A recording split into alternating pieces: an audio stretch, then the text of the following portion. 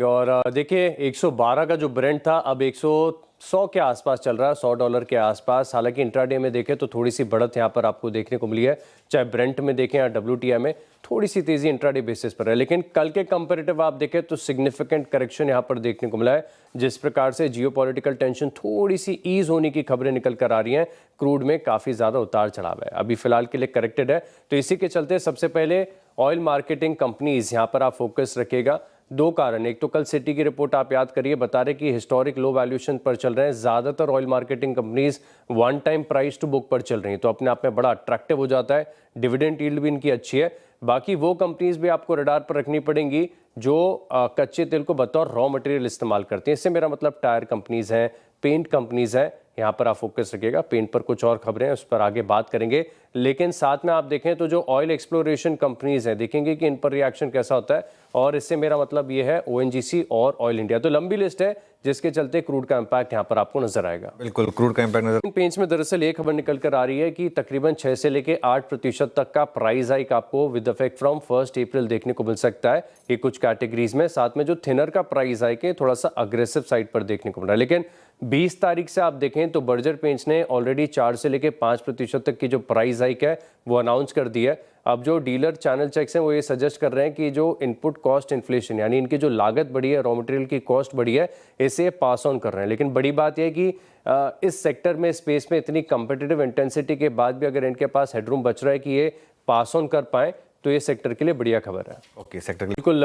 HDFC bank में जिस प्रकार से हमने देखा कि all of a sudden part time chairman mister Chakraborty की तरफ से यहाँ पर आपको रेजिग्नेशन देखने को मिला था, उसके बाद स्टॉक में बड़ी हलचल, बड़ी गिरावट यहाँ पर देखने को मिली थी। और इस मामले को आगे बढ़ाते हुए अगर आप देखें तो HDFC बैंक ने फैसला लिया है कि यहाँ पर इंडिपेंडेंट लॉ फर्म्स को नियुक्त यहाँ पर किया जाएगा।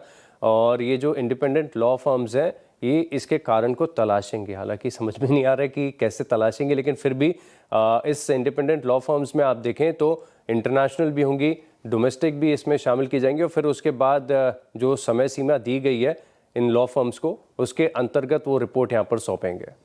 ओके। प्लांट के लिए उन्होंने जो PPA साइन किया था, अब दरअसल अगर आप देखें तो आधिकारिक तौर पर यहाँ पर खबरें निकल कर आ रही कि गुजरात सरकार के साथ उन्होंने ये जो पावर परचेज अग्रीमेंट है ये साइन कर लिया है। यानी खबर पहले आ चुकी है, लेकिन अभी ऑफिशियल यहाँ पर देखें तो एक्शन देखने को मिल रहा है। इसके अलावा अगर आप देखें तो बड़ी बात यह है कि अब जो दूसरे स्टेट्स हैं वो इसको रेप्लिकेट करते हुए नजर आएंगे। यानी इस PPA की जो टर्म्स हैं जो कि टाटा पावर के फेवर में है, इसको रेप्लिकेट करते हुए नजर आएंगे। तो महाराष्ट्र, पंजाब, राजस्थान, हरियाणा, इनके साथ भी आगे जाकर आपको PPAs देखने को मिल सकते हैं, जिसके चलते जो लगातार लॉसेज यहाँ पर इंपोर्टेड कोल वाले जो पावर प्लांट से देखने को मिल रहा था, तो टाटा पावर के फाइनेंशियल्स के तौर पर बहुत अच्छी खबर है। नजर रखेंगे। इलेक्ट्रिक बस वाले जो स्टॉक्स हैं, यानी JBM auto, Olectra green tech, Tata motors, CV, Ashok Leyland, इन स्टॉक्स को आप रडार पर रखिएगा। दरअसल अगर आप देखें तो राज्यसभा में मिनिस्टर की तरफ से क्वेश्चन आवर में ये जानकारी दी गई है कि PM बस ई सेवा जो है, इसके अंतर्गत जो 10,000 इलेक्ट्रिक बसों का रोल आउट है वो ऑन ट्रैक है। लेकिन इसके अलावा दूसरी स्कीम आएगी जिसमें 35,000 ई बसेस का टेंडर आएगा। तो इन सभी कंपनीज के लिए बड़ा अवसर है। इसके अलावा देखें तो कोल इंडिया लगातार एक एक करके अपनी सब्सिडरीज में अपनी हिस्सेदारी बेच रहे हैं, पैसे जुटा रहे हैं। अब दरअसल खबर निकल कर आ रही है, एक तो महानदी कोल फील्ड्स है और साउथ ईस्टर्न कोल फील्ड्स है, जहाँ पर आप देखें तो 25% अपनी हिस्सेदारी OFS के माध्यम से IPO लाकर बेचेंगे। तो कोल इंडिया लगातार फोकस में बना हुआ है। इनका तो आम का